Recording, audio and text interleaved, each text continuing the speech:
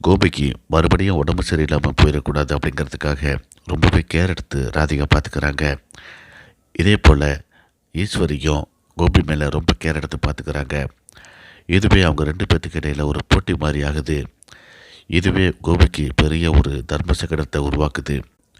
Early morning Gopi walking போகலாம் அப்படின்ட்டு கிளம்பி வெளியில் வராரு. வாசலில் ஈஸ்வரி நிற்கிறாங்க.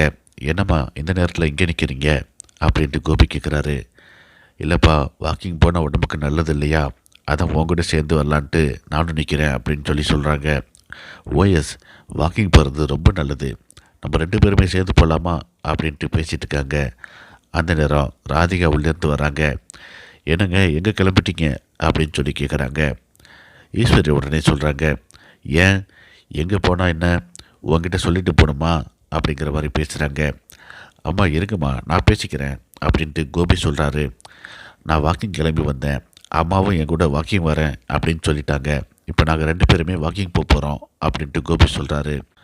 நானும் வாக்கிங் தான் போகிறேன், நம்ம ரெண்டு பேரும் சேர்ந்து போகலாம், முன்னாடி பின்னாடி அம்மா வரட்டும் அப்படின்ட்டு கோபி கையை பிடிச்சி கூட்டிக்கிட்டு ராதிகா வேகமாக போகிறாங்க. இதை கொஞ்சமும் எதிர்பார்க்காத ஈஸ்வரி அப்செட் ஆகி நிற்கிறாங்க. எப்படியாவது ராதிகாவை வீட்டை விட்டு விரட்டணும், கோபி பாக்கியா ரெண்டு பேர்த்தையும் சேர்த்து வைக்கணும் அப்படின்ட்டு கனவு கண்டுட்டு இருந்த ஈஸ்வரிக்கு கடைசியாக நம்மளையே இவ கழட்டி விட்டு போயிட்டாலே அப்படின்ட்டு அதிர்ச்சியோடு நிற்கிறாங்க.